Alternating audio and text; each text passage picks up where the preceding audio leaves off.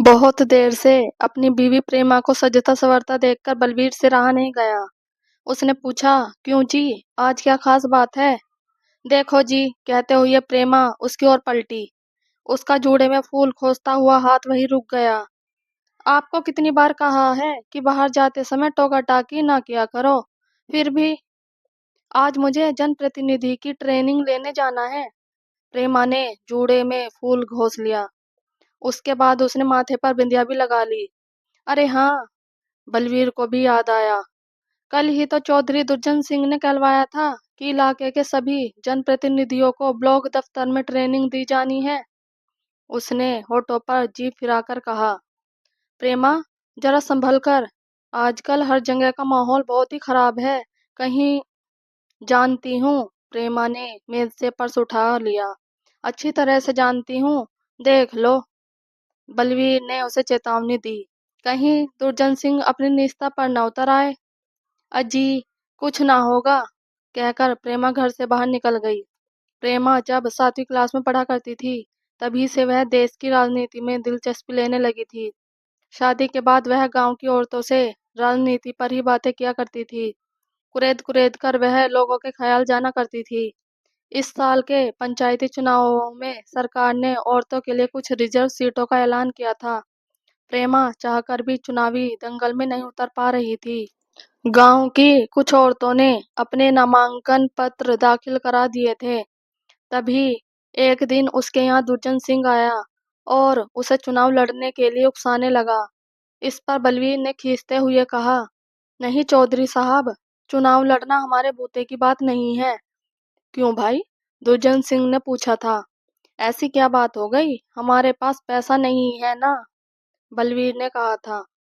तू चिंता न कर, दुर्जन सिंह ने छाती ठोककर कहा। वैसे इस चुनाव में ज्यादा पैसों की जरूरत नहीं है, फिर भी जो भी खर्चा आएगा उसे पार्टी दे देगी। तो क्या यह पार्टी की तरफ से लड़ेगी? बलवीर ने पूछा था। हाँ, दुर्जन सिंह ने मुस्कुराकर कहा, मैं ही तो उसे पार्टी का टिकट दिलवा रहा हूँ। फिर ठीक है, बलवीर बोला। इस प्रकार प्रेमा उस चुनावी दंगल में उतर गई। सच में चौधरी दुर्जन सिंह ने चुनाव प्रचार का सारा खर्चा पार्टी फंड से दिला दिया था। प्रेमा भी दिन रात महिला मतदाताओं से मुलाकात करने लगी थी। उसका चुनावी नारा था, शराब हटाओ देहात बचाओ। चुनाव होने से पहले ही मतदाताओं की हवा प्रेमा की ओर बहने लगी थी। चुनाव में वह भारी बहुमत से जीत गई। एक उम्मीदवार की तो जमानत तक जब्त हो गई थी। तब से चौधरी साहब का प्रेमा के यहाँ आना जाना कुछ ज्यादा ही होने लगा था। गांव से निकलकर प्रेमा सड़क के किनारे बस का इंतजार करने लगी। वहां से ब्लॉक दफ्तर तकरीबन 20 किलोमीटर दूर था। बस आई तो वह उसमें चढ़ गई। बस में कुछ और सभापति भी बैठी हुई थी। वह उन्हीं के साथ बैठ गई। ब्लॉक दफ्तर में काफी चहल पहल थी। प्रेमा वहां पहुंची तो माइक से हेलो हेलो करता हुआ कोई माइक को चेक कर रहा था। उस शिविर में राज्य के एक बड़े नेता भी आए हुए थे। मंच पर उन्हें माला पहनाई गई। उसके बाद उन्होंने लोगों की ओर मुखातिब होते हुए कहा, भाइयों और बहनों, आप लोग जनता के प्रतिनिधि हैं। यहाँ आप सबका स्वागत है। तजर्बेकार सभासद आपको बताएंगे कि आपको किन किन नियमों का पालन करना है। इस शिविर में आप लोगों की मदद यही तजर्बेकार जनप्रतिनिधि क्या करेंगे। आपको उन्हीं के बताए रास्ते पर चलना है। प्रेमा की नजर मंच पर बैठे चौधरी दुर्जन सिंह पर पड़ी। वह खास सभासदों के बीच बैठा हुआ था। समारोह खत्म होने के बाद दुर्जन सिंह प्रेमा के पास चला आया। उसने उससे अपनेपन से कहा, प्रेमा, जरा सुन तो। जी, प्रेमा ने कहा। दुर्जन सिंह उसे एक कोने में ले गया। उसका हाथ प्रेमा के कंधे पर आते आते रह गया। उसने कहा, कल तुम मुझसे मेरे घर पर मिल लेना, मुझे तुमसे बहुत जरूरी काम है। जी, कहकर प्रेमा दूसरी औरतों के पास चली गई। ट्रेनिंग के पहले ही दिन इलाकाई जनप्रतिनिधियों को उनके फर्ज की जानकारी दी गई।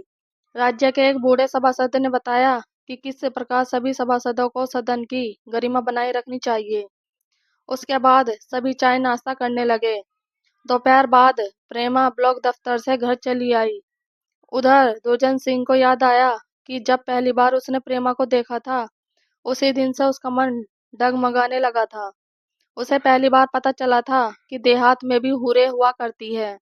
आज दुर्जन सिंह बिस्तर से उठते ही अपने ख्यालों को हवा देने लगा। उसने दाढ़ी बनाई और शीशे के सामने जा खड़ा हुआ। 60 साल की उम्र में भी वह नौजवान लग रहा था। आज दुर्जन सिंह की बीवी पति के मन की था नहीं ले पा रही थी। ऐसे तो वह कभी नहीं सचते थे। आखिरकार उसने पूछ ही लिया, क्यों जी, आज क्या बात हो गई? क्या मतलब है तुम्हारा? दुर्जन सिंह ने मासूम बनते हुए पूछा। आज तो आप कुछ ज्यादा ही बन रहे हैं। अरे हाँ, दुर्जन सिंह ने मूंछों पर ताव देकर कहा। आज मैंने 2-3 सभासदों को अपने घर बुलाया है। उसे पार्टी की बात करनी है। फिर उनकी खातिरदारी कौन करेगा? चौधराइन ने पूछा। हम ही कर लेंगे, दुर्जन सिंह ने लापरवाही से कहा। उन्हें चाय ही तो पिलानी है ना, मैं बना दूंगा।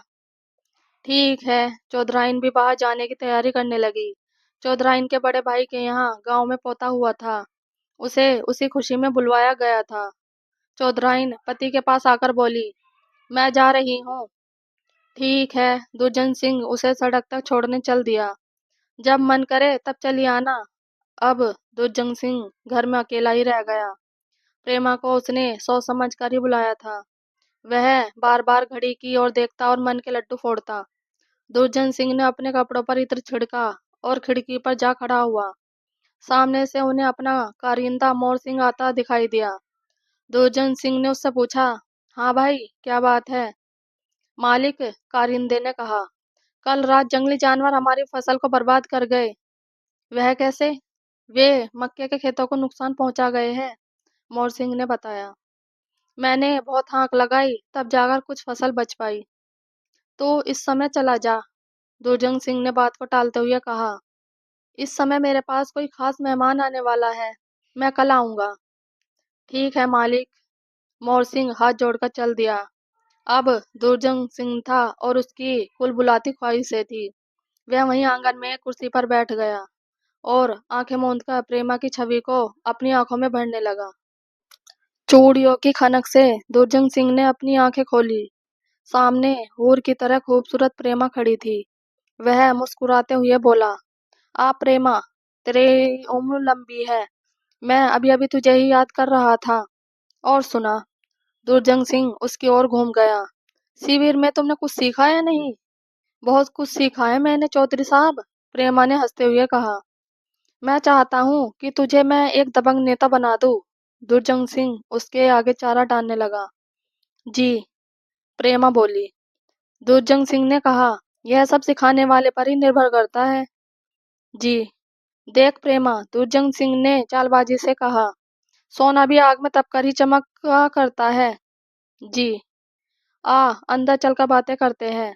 इतना कहकर दुर्जन सिंह कुर्सी से उठ गया। चलिए, कहकर प्रेमा भी उसके पीछे पीछे चल दी।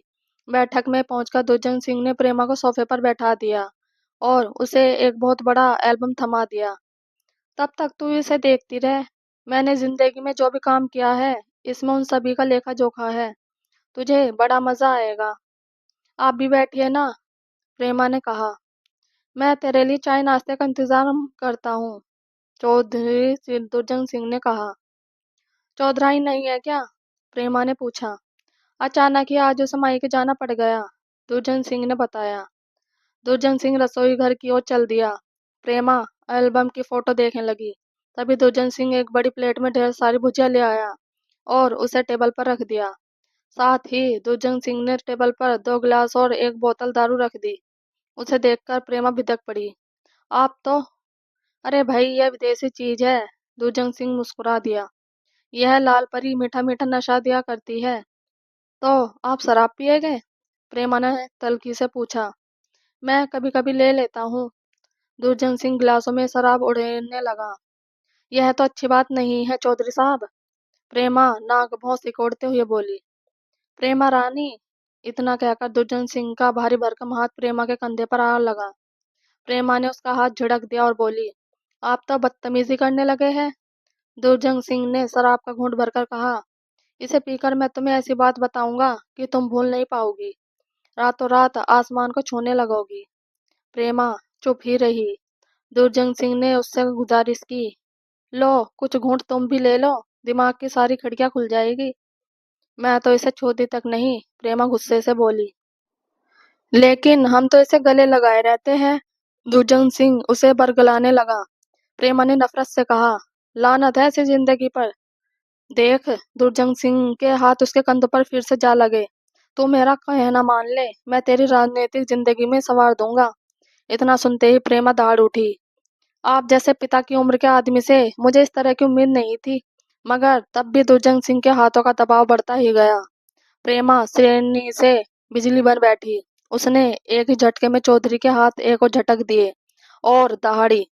मुझे मालूम न था कि आप इतने गिरे हुए हैं। दुर्जन सिंह खिसियाई आवाज में बोला। राजनीति का दलदल आदमी को दुराचारी बना देता है। तू मेरा कहना मान ले, तेरी पांचों उंगलियां घी में रहा करेगी। लोग तुझे याद करेंगे। नहीं, प्रेमा जोर से चीख उठी। मैं अपने ही बूते पर एक दबंग नेता बनूंगी। इसके बाद वह झट से बाहर निकल गई। दुर्जन सिंह को लगा जैसे उसके हाथ से मछली फिसल गई हो। Thanks for watching. और अगर आपको हमारी स्टोरी पसंद आई हो तो प्लीज़ लाइक, कमेंट और सब्सक्राइब जरूर कीजिएगा। Thank you.